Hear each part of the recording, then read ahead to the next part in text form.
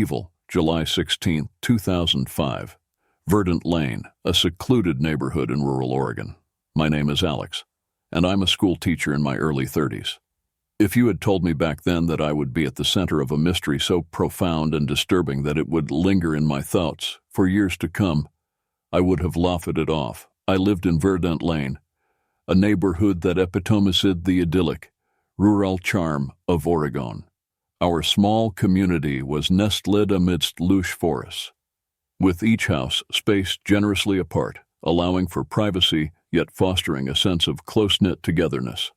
That summer of 2005 was particularly vibrant. The gardens were in full bloom, the days were long and warm, and the evenings brought with them a cool, soothing breeze. It was during such an evening, while I was grading papers on my porch, that I first heard about the disappearance of Mrs. Eleanor Rigby, a widow in her late 70s, who lived 2 houses down from me. Mrs. Rigby was the kind of neighbor everyone knew and respected, a kind, solitary figure who took long walks in the evening and tended to her roses with a devotion that was almost sacred. The news of her disappearance came as a shock to all of us. Mrs. Rigby wasn't the type to leave without a word. She had no known relatives and rarely traveled. The authorities were baffled. There were no signs of forced entry at her home, no note, nothing out of place except for her absence. It was as if she had vanished into thin air. As days turned into weeks, with no sign of Mrs. Rigby, a blanket of unease settled over Verdant Lane. Conversations were hushed, suspicions unspoken but heavily felt. I found myself lying awake at night, pondering over every detail. It wasn't just curiosity, it was a deep, unsettling feeling that something fundamentally wrong had occurred, disrupting the peaceful flow of our lives. I remember walking past her quaint ivy-covered house, the roses untended and wilting, feeling a sense of loss that was almost palpable. The other residents tried to maintain a semblance of normalcy, but the strain was evident in their forced smiles and the way they hurried indoors as darkness fell. The absence of typical horror elements like ghostly whispers or shadows only amplified the fear. It was real, tangible, and very close to home. During this time, I began to notice small, odd occurrences that I had previously overlooked. Pets in the neighborhood started to disappear. First, it was Mrs. Henderson's tabby cat, then the miller's beagle.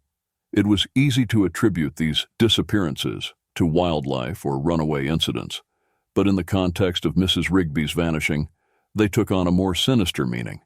It was amidst this atmosphere of creeping dread that I started my own informal investigation. I had no experience in sleuthing, but I felt compelled to do anything to uncover the truth. Little did I know that this decision would lead me down a path so dark and twisted that it would forever alter my perception of normalcy and the human psyche. This is the story of how Verdant Lane, a picture of pastoral tranquility, became the backdrop for a tale of deep-seated terror, a reminder that sometimes the most unsettling horrors are rooted not in the supernatural, but in the realities we all too often overlook. Hey, quick reminder, don't forget to subscribe and like for more videos. The disappearance of Mrs. Rigby had transformed Verdant Lane from a serene haven into a tableau of whispered fears and unspoken suspicions. As the days stretched on without a trace of her, our quaint neighborhood felt increasingly like a stage set upon which a grim play was unfolding. The police had conducted their searches, meticulously combing through her house and the surrounding woods, yet they turned up nothing. No clues, no leads, nothing to explain the vanishing of an elderly widow who had lived among us for decades. My own inquiries began as mere curiosity, driven by the unsettling notion that something crucial was being overlooked. I spoke to neighbors, asking if they had seen anything unusual around the time Mrs. Rigby disappeared. Most could offer nothing more than concerned shrugs or theories that bordered on the outlandish. It was during one of these conversations with Mr. Jacobs, the retired postman, that I first heard about the oddities he had noticed. Pets have been going missing for a while now, not just recently, he said, his voice tinged with a worry that seemed deeper than the surface concern for neighborhood pets. And have you seen those strange markings on some of the trees in the woods? His words sent a chill down my spine. I had noticed them, faint symbols carved into the bark, but had dismissed them as the work of idle teenagers. Armed with this new information, I began to walk the neighborhood in the evenings. My senses heightened to every rustle of the leaves, every shift of shadow. I found more of these markings, each different, yet they all conveyed a sense of deliberate intent. I couldn't shake off the feeling of being watched, a sensation that grew more pronounced with each passing day. It was an insidious form of terror, rooted in the ordinary, in the things unseen rather than seen. The community's unease was palpable. Conversations were terse, eyes darted nervously, and the once friendly neighborhood gatherings ceased altogether. Verdant Lane was unraveling, its peace frayed by an unseen menace. One evening, as I was examining another marked tree, I stumbled upon a small hidden clearing in the woods. It was a place I had never seen before, despite my many walks through the area. My heart pounded as I noticed something glinting in the moonlight. It was a locket, old and tarnished, unmistakably belonging to Mrs. Rigby. Beside it, partially buried under fallen leaves, were several collars belonging to the missing pets. A cold dread settled over me. This was no mere coincidence, no stray collection of lost items. They were trophies, chilling evidence of something malevolent at play. My mind raced as I pieced together the chilling puzzle. The disappearances, the markings, the sense of being watched. It all pointed to a sinister presence within our midst. As I stood there, the gravity of my discovery weighing heavily upon me, I realized that the threat was closer and more real than any of us had imagined. The truth, I feared, lay buried in the heart of Verdant Lane, concealed beneath its tranquil facade. The realization that something truly sinister was occurring right under our noses was terrifying. It wasn't the fear of ghosts or supernatural entities, but the realization that the horror was born from reality, from a source disturbingly close to home. The discovery in the woods marked a turning point in the Verdant Lane mystery, one that cast a long, ominous shadow over our once peaceful neighborhood. My nights were haunted with nightmares, and my days filled with a growing sense of paranoia. The once comforting familiarity of my neighbors' faces now seemed to conceal untold secrets, making trust a luxury I could no longer afford. I kept my findings to myself, fearing the panic it might incite. The marked trees, the hidden clearing, Mrs. Rigby's locket, and the pet collars. They all painted a picture too grim to share without more evidence. I dove deeper into my investigation, driven by a mix of fear and a desperate need for answers. As I probed further, I began to notice subtle changes in the neighborhood. There were fewer people out during the day, and the nights were eerily quiet. The once frequent sound of children playing in the streets had ceased, replaced by a tense silence that seemed to press in from all sides. Neighbors started to avoid each other, eyeing each other with suspicion and fear. The tight-knit community of Verdant Lane was unraveling at the seams. One afternoon I visited Mrs. Henderson, under the pretense of checking on her since she had lost her cat. What she confided in me sent chills down my spine. She had started noticing someone lurking around her property at night shortly before her cat disappeared. She hadn't seen their face, only the fleeting shadow of a figure that vanished as quickly as it appeared. "Do you think it's related to Mrs. Rigby's disappearance?" she asked, her voice barely above a whisper. I didn't know what to say. The possibility that someone among us could be responsible for these unsettling occurrences was a thought too dark to entertain, yet it lingered in my mind, growing stronger with each passing day. The marked trees in the woods became a focal point of my investigation. I spent hours researching, trying to find any meaning or pattern to them, but they remained an enigma. The more I delved into it, the more I felt a sense of being watched, of being followed. It was an intangible feeling, one that made the hairs on the back of my neck stand on end, but it was persistent. The isolation of Verdant Lane grew more profound as word of Mrs. Rigby's disappearance spread beyond our community. We became a topic of local gossip, with outsiders treating our neighborhood with a mix of curiosity and suspicion. The police increased their patrols, but it did little to ease the growing tension.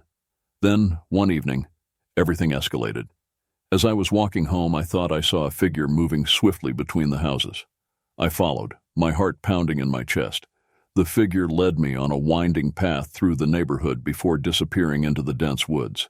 I hesitated at the edge of the forest, the darkness within seeming to swallow up all light. It was then that I heard it, a faint, desperate cry, muffled but unmistakable. It was coming from deep within the woods. Summoning every ounce of courage, I ventured into the darkness, unaware that I was about to come face to face with the very heart of the terror that had gripped Verdant Lane. The night of revelation began like any other, with the sinking sun casting long shadows over Verdant Lane. But the darkness that night seemed to press in more urgently, as if eager to reveal its secrets. Following the faint cry into the woods, my heart pounding against my ribs, I ventured deeper than I ever had before.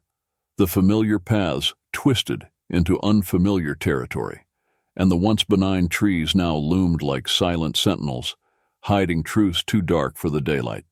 As I pushed through the underbrush, the cry grew louder, more desperate.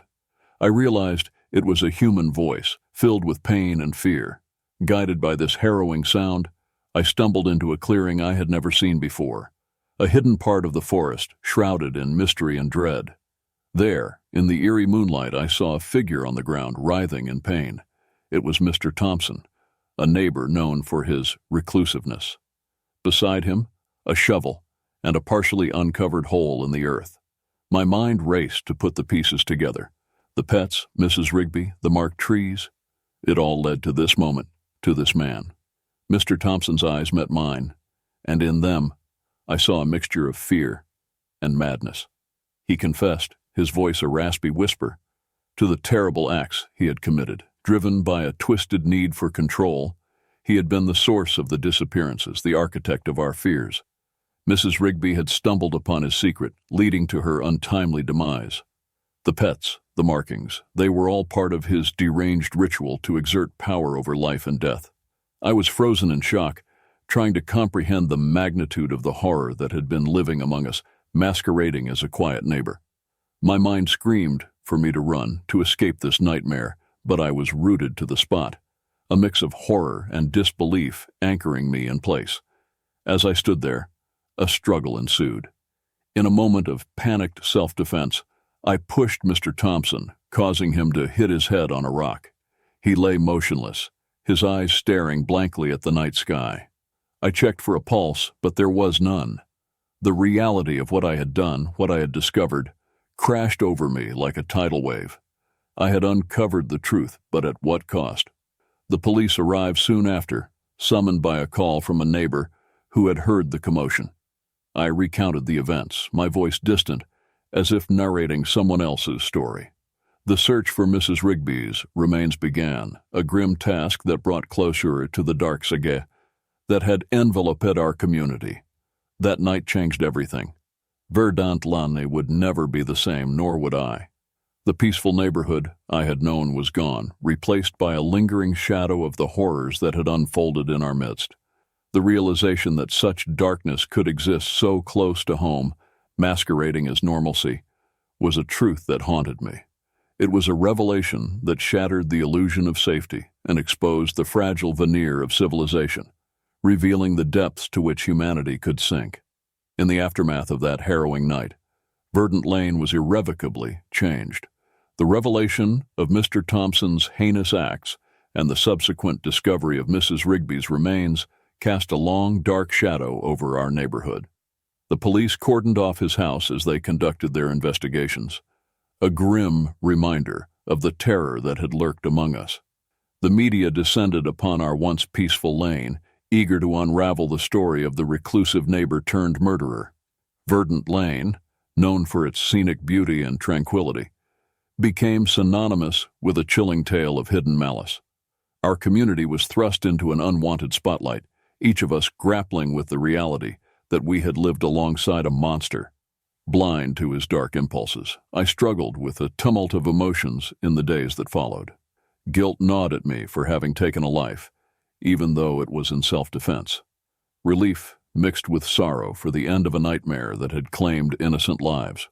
But more than anything, there was a profound sense of disillusionment. The world I thought I knew, the community I trusted, had been an illusion, a fragile facade hiding a grim truth. Neighbors who had once greeted each other with warm smiles now exchanged wary nods. The communal spirit that had been the heart of Verdant Lane wilted under the weight of suspicion and fear. We were united in our grief and trauma, yet divided by the haunting knowledge of what had transpired. The simple act of trusting a neighbor had become a complex, risky endeavor. As for myself, sleep became elusive. Nightmares plagued my rest, replaying the events in a loop, each time ending with the lifeless eyes of Mr. Thompson staring accusingly at me.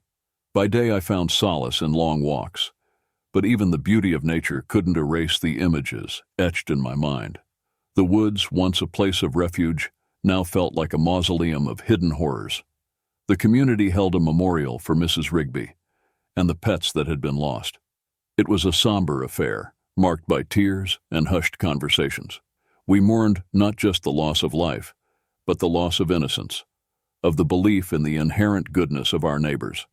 As Verdant Lane gradually returned to a semblance of normalcy, the tight security relaxed and the media interest waned, but the scars remained, both visible and invisible. Houses sold, families moved away, and new faces arrived, unaware of the darkness that once lurked in the shadows of our neighborhood. Years later, as I narrate this story, the lessons remain painfully clear.